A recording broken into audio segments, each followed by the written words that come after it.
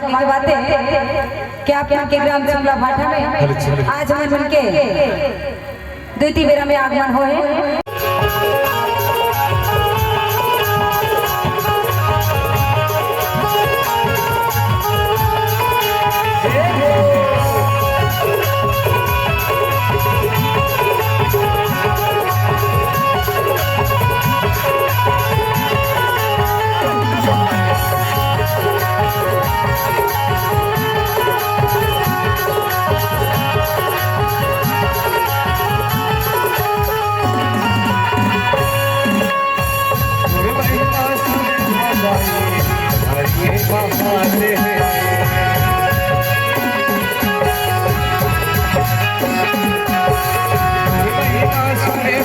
राम राम जय जोहार जय छत्तीसगढ़। संगवारी हो स्वागत है आप मन खेल के सब ब्लॉग में। तो संगवारी हो आज हमारे गांव में आते दुर्गा साहू पंडवानी इकाई का। तो संगवारी हो अभी हमारी स्टार्ट नहीं हुई, अभी बहुत समय है, अभी के बजे टाइम के 6 बजे तो घड़ी की घर में आगे ना। तो संगवारी हो टाइम के अभी 6 बजे तो ही मुझे इतना कंफर्म नहीं, लेकिन शाम हो गया हुआ है, रात होने वाला है। तो अभी मन आज है और अपन खाना पीना चालू है उखर है ना, रेडी हो कि 8 बजे कार्यक्रम शुरू हो जाए संगवारी हो। और कार्यक्रम आप मन ला पिछले बार ना पानी वानी गिर गए तो उतना खास नहीं दिखा पा रहे हैं है ना, गणेश मारिस था। ये बार दुर्गा माँ है कार्यक्रम करे बार, तो ये बार आप मन ला बहुत विस्तार से देखा संगवारी हो। आज पानी गिरी से, लेकिन पहले गिर गए, रात को गिरी तो अलग बात है, लेकिन अभी पानी नहीं गिरा थे और मस्त मौसम साफ हो गए। तो अभी आप मन ला कार्यक्रम शुरू हुई, फिर बाद आप मन एक नंबर के कार्यक्रम जबरदस्त वाले कार्यक्रम पूरे देखे बार मिली संगवारी हो। जे पार्ट अगर ब्लॉग लंबा हो जाए 2 पार्ट में करूँ, ब्लॉग शॉर्ट पर ही अगर ब्लॉग है तो एक ही पार्ट में देखे बार मिली। तो बने रहो लास्ट संगवारी हो, पूरा वीडियो पूरा देखा तभी समझ में आए कि वीडियो आखिर कैसे है, का है, कैसे है ना। तो पूरा ब्लॉग में बने रही।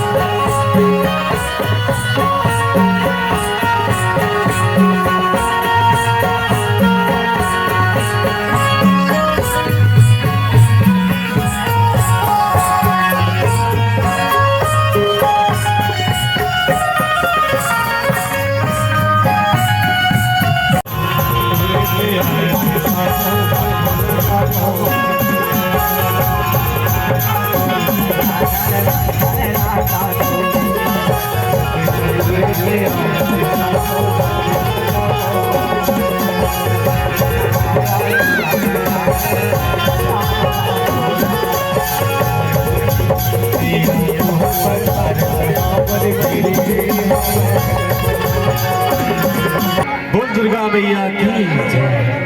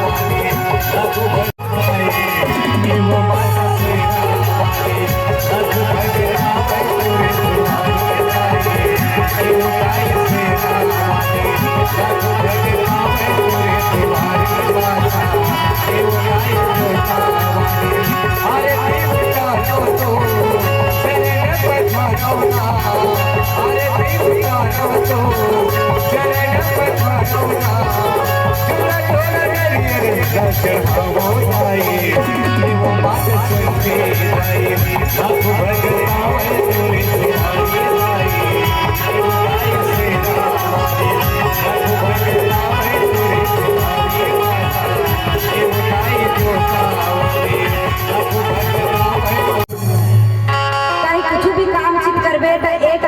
नहीं बने रहे सुनता में बनथेगा है ना तेरे से कहेगे ना संगठन में शक्ति है एक जन अकेला मनखे है कुछ नहीं करे सके लेकिन गांव वाले मन के अच्छा माया दुलार देख के माहौल बने लगे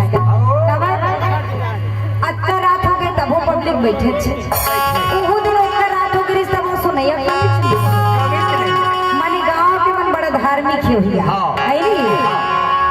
ओकर कहना काहे सुर हटेड़गा हो तो मेड़गा हो चल ही हरी के कथा बात रात के जरूरत नहीं रहे अनुराग के जरूरत रहे जरा हमारे भैया मन दीदी मन बहुत अच्छा से समझते हैं क्या मनके में कमी होना सहज बात है कोनो सर्वगुण संपन्न नहीं रहे हाँ हाँ हाँ गे लेकिन पहले कोनो गांव में बजा घेर कर रही थी पीछन गांव फिर एक गांव में मन कहा मेरी रीत में ताली कहा ये अपना पलेरा पट बजा अस्तिक निकला के दिखावत लगते एनर्जी संग बैठे हां एकदम आला रस नहीं बैठे इसे संकेत देता हूँ आपन है नहीं ओकरे स्थिति में कहा था कि जब बनाता पूरा बनाता तब बने लागी है नहीं और सुखा सुखम कहाँ बने लागी कथा मैं कहा था कि जैसे जैसे दिन हालत ठाक की से जैसे जैसे दिन हालत ठाक की से हमार दीदी भैया मन के माया हमार प्रति गढ़हाट है ना ओकरे स्थिति से मन व्यतीत नहीं करन भैया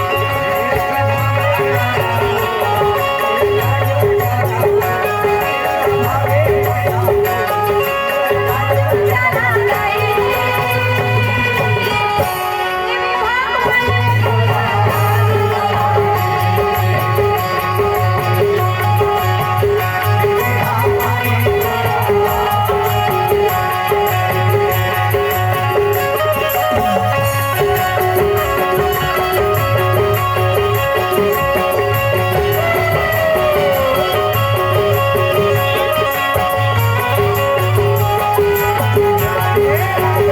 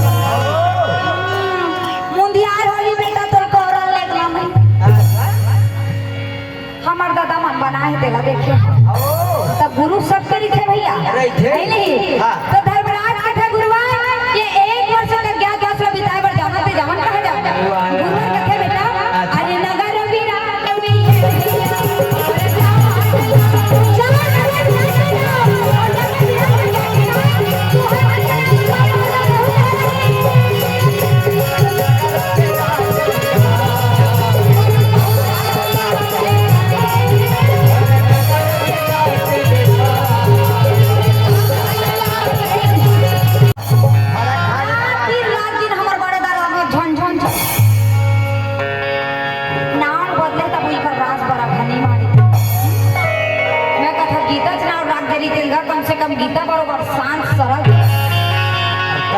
हमार चाल ल देखी चाम ल देखी नहीं ओकर चाल ल कहाँ देखी और सही बात है क्या है ना भाई? मन के ऊपर के चाल ला देखे चाल ला नहीं देखे पाए और चाल ला देखी ना तब बनत बनत कब को रिश्ता हो बिगड़ जे बता रे भाई राज बरग ला मिलवाथे गा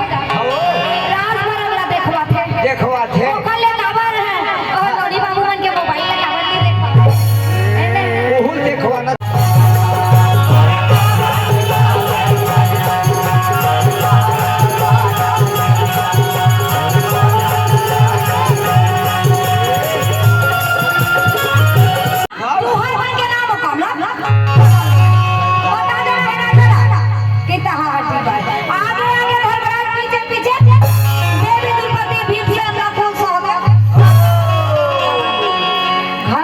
होते जैसे जैसे बड़े आगू आगू रहेंगे तैसे तैसे पाछू पाछू मैं का कथा महाराज तुरमुर संग छूटे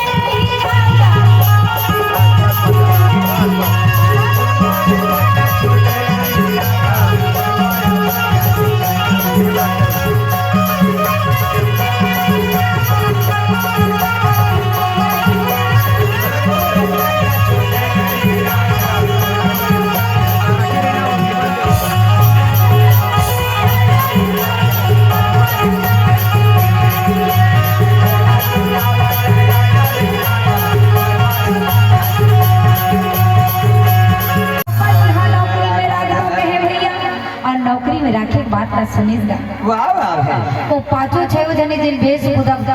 वेशभूषा बदल के आए रहेगा अच्छा वो पांचों छह जने राजा काकी थे जानता है कहाँ थे जय हो वे राजा तुरी जय हो